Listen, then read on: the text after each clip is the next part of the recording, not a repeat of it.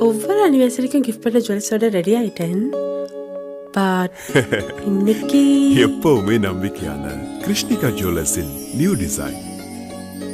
Happy anniversary love. Krishnika jewellers, Ealing Road, வெம்ப்லே.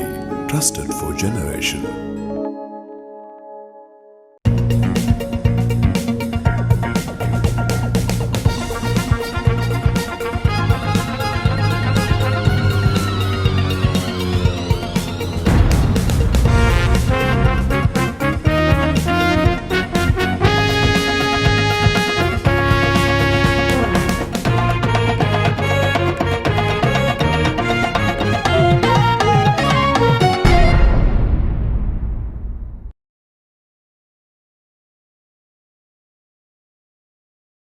உயிரோடு தமிழோடு இணைந்திருக்கிறீர்கள். IELC தமிழ் உயிரோடு தமிழில் அன்பர்களே, உலக நார்வல் நிகழ்ச்சி.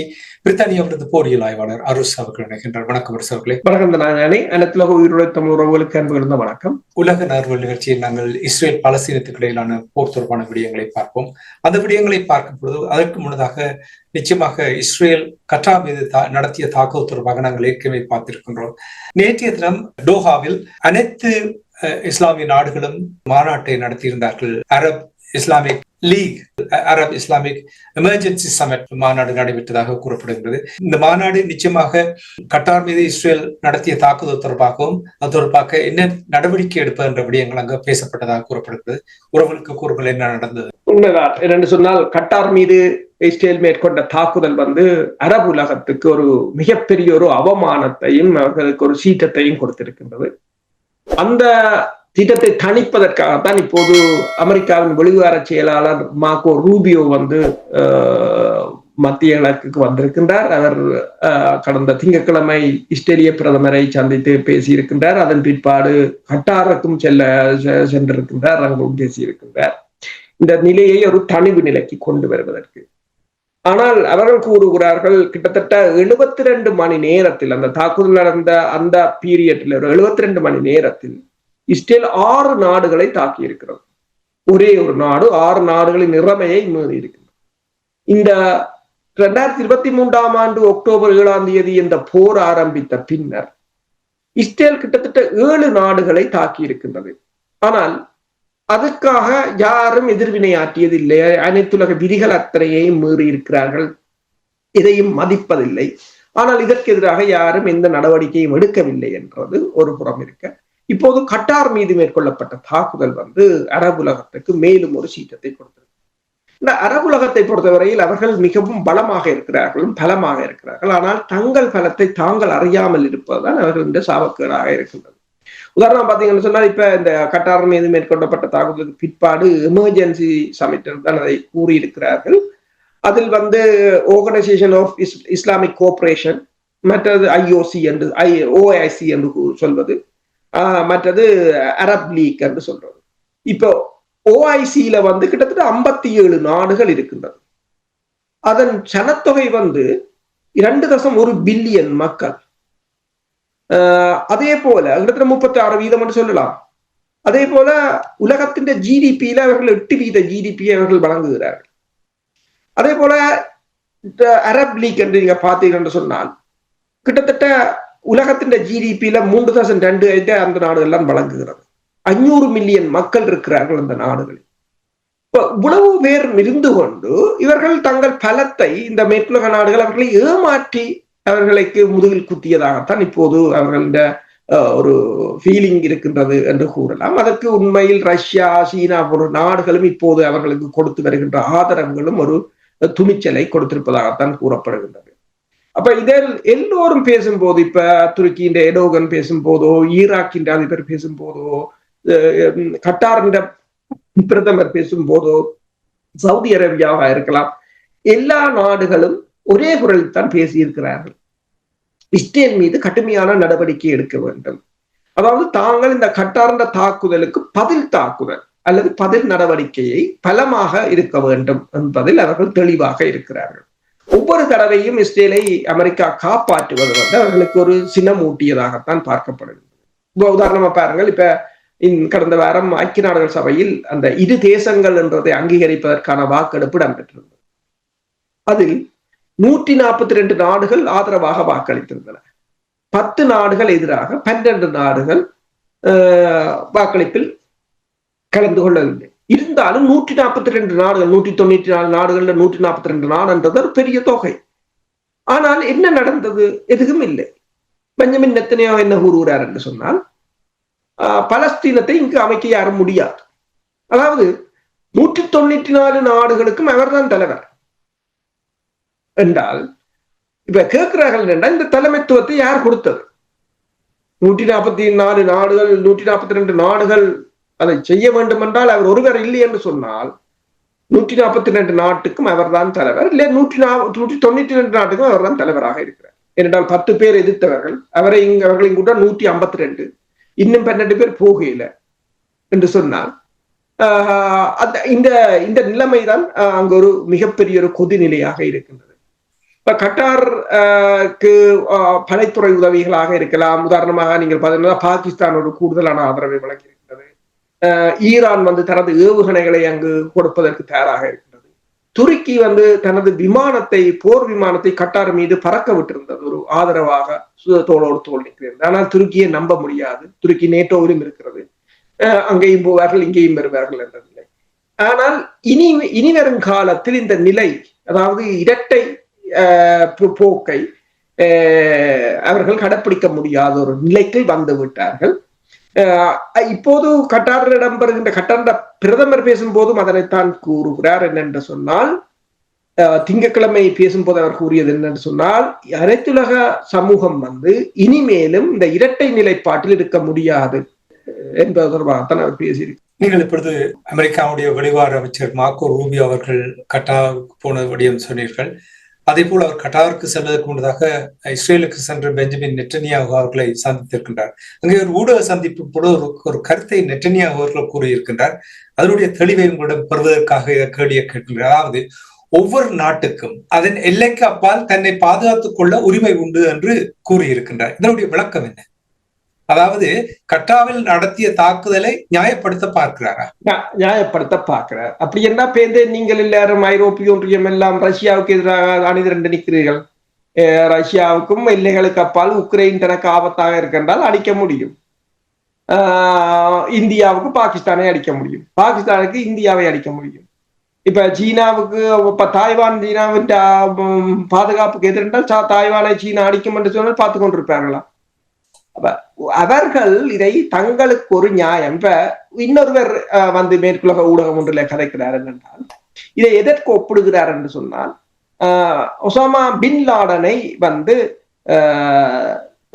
தாக்கி அழிப்பதற்கு அமெரிக்கா பாகிஸ்தானுக்கும் சொல்லாமல், பாகிஸ்தானின் இறையாமையா போது பார்க்காமல் தான் சென்றது, அப்படி அடிக்கலாம்.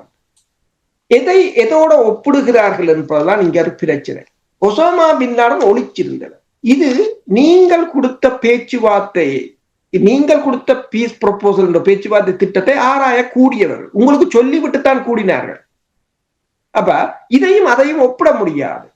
அப்ப இன்னொரு ஆய்வுல கூறப்பட்டது என்று சொன்னால், இந்த கொலைகள் அத்தனைக்கும் அமெரிக்கா தான் திட்டம், இஸ்ரேல் தாக்குதல். ஏனென்றால் அவர்கள் அடுக்கிக் கொண்டு வருகிறார்கள் ஆதாரங்களை.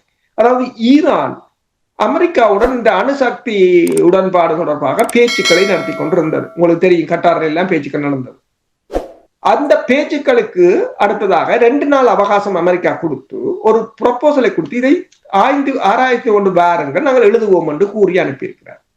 அதை ஆராய்வதற்கு கூடிய இடத்தின் மீதுதான் ஏவுகணை தாக்குதலை நடத்தினார்கள். அதாவது பொறி வைத்து பிடிப்பது என்பது. அதே போலதான் ஹிஸ்புல்லாக்களுக்கும் அமெரிக்கா ஒரு ப்ரொபோசலை அனுப்பியிருந்தது. அதை ஆய்வு செய்வதற்கு அதன் தலைவர் நசரல்லா வந்த போதுதான் குண்டு தாக்குதலை நடத்தி கொண்டு விட்டார். அதே போலதான் ஹனி அவர்கள் ஈரானுக்கு சென்றிருந்த ஒரு விழாவுக்கு சென்றிருந்த சமயம்தான் தாக்கி அளித்தார். அதே போலதான் தற்போது ஹமாஸ் ப்ரொபோசல் கொடுக்கப்பட்டது. அவர்கள் எல்லா நாட்டில் இருந்தவர்களும் ஒன்று கூடினார்கள் அதை பேசுவதற்கு. அப்போதுதான் தருணம் பார்த்து அடித்தார்கள். ஆனால் இந்த முறை அது பிழைத்து விட்டது. பிழைத்தது உண்மைதான். ஏனென்று சொன்னால், இப்போதுதான் தகவல்கள் வருகின்றது என்னென்று சொன்னால், அவர்கள் அந்த தாக்குதல் இடம்பெறுவதற்கு முன்னர் 200 மீட்டருக்கு அங்கால இருக்கிற இன்னொரு கட்டிடத்துக்கு பிரே பண்ண போனவர்கள் என்று கூறப்படுகிறது. ஆனால் உண்மை என்னவென்று சொன்னால் வேற நாடு ரஷ்யாவோ சீனாவோ ஈரானோ அவர்களுக்கு தகவலை வேலைக்கே அனுப்பிவிட்டார்கள். அதாவது இஸ்ரேலின் விமானங்கள் புறப்பட்டிருக்கின்றன, கட்டாரை நோக்கி வருகின்றன, உங்கள் மீதுதான் தாக்குதல் நடத்த போகிறது என்பதை கொடுத்து விட்டார். இப்போது ஹமாஸுக்கான, அதாவது ஹமாஸின் எழுச்சி என்று கூறுகிறார்கள், ஹமாஸுக்கான ஆதரவுகளை கொடுத்து காப்பாற்றி இருக்கிறார். இன்னொரு நாடுதான் காப்பாற்றி, சில ஈரானாக கூட இருக்கலாம் அல்லது பாகிஸ்தானாக கூட இருக்கலாம். ஏதோ ஒரு நாடு அவர்களை காப்பாற்றி இருக்கின்றது. எனவேதான் அவர்கள் அந்த கட்டிடத்தில் இருக்காமல் 200 மீட்டருக்கு அப்பால் இருக்கிற இன்னொரு கட்டிடத்தில் தான் இருந்தார். இப்ப இஸ்ரேல் அதனை தாக்கிவிட்டு சென்று விட்டார்கள். அப்ப ட்ரம்புக்கும் பிரச்சனை என்னவென்றால், ட்ரம்ப் அந்த தாக்குதல் இடம்பெற்ற பின்னர் நெத்தனியாவுடன் கதைக்கும் போது ட்ரம்ப் கடும் தொனியில் தான் பேசியதாக கூறப்படுகின்றது. ஏனென்று சொன்னால் ஃபெயிலியர் என்றது, தாக்குதல் ஃபெயிலியர். அப்ப முதல் ட்ரம்ப் கேட்ட கேள்வி தாக்குதல் சக்சஸா ஃபெயிலியரா தான் கேட்டது. அதற்கு இவர்கள் இன்னும் தங்களுக்கு முழுமையான தகவல்கள் வரவில்லை என்று கூறிய போது ட்ரம்ப் இந்த நிலைமை தலைகளாக மாறிவிடப் போகிறது என்பதில் அவர் ஒரு பதற்றமாக இருந்ததாகத்தான் கூறும். எல்லோரும் சேர்ந்துதான் செய்தார்கள். ஆனால் இது என்னென்றால், இது எதிர்த்தரப்பிலும் உள்ள பிரச்சனை. இப்ப ஹமாஸ் இப்போது தப்பியது போல, இப்ப ஈரான் அதிகாரிகள் எல்லோரும் இந்த புலனாய்வு தகவல்களை தங்களுக்குரிய ஒரு இணைப்பை ஏற்படுத்தி இதற்கு ஒரு கவுண்டராக ஒன்றை கொண்டு வந்தார்கள் என்று சொன்னால் ஓரளவு இதுகளை முறியடிக்கலாம். உதாரணம் பாருங்கள், ஈரான் ஒரு ஜெனரல் அண்மையில் இப்பதான் உங்களுக்கு தெரியும், ஜூனில் நடந்த ஈரான் இஸ்ரேல் போர் கூட பல தகவல்கள் இப்போதுதான் மெல்ல மெல்ல வெளிவருகின்றன. ஈரான் ஒரு ஜெனரல் எங்க இருக்கிறார் என்று இஸ்ரேலுக்கு தெரியாது. அப்ப இஸ்ரேல் என்ன செய்த அந்த ஜூன் தாக்குதல்ல அவற்றை வீட்டுக்கு அடிச்சது. வீட்டுக்கு அடிச்சால் வீட்டுக்காரர் அவருக்கு போன் அனுப்பினார், இப்படி தங்களோட வீடு பொம் பண்ண. இப்ப அந்த போன் சிக்ல வச்சுதான் அவருக்கு அடிச்சது.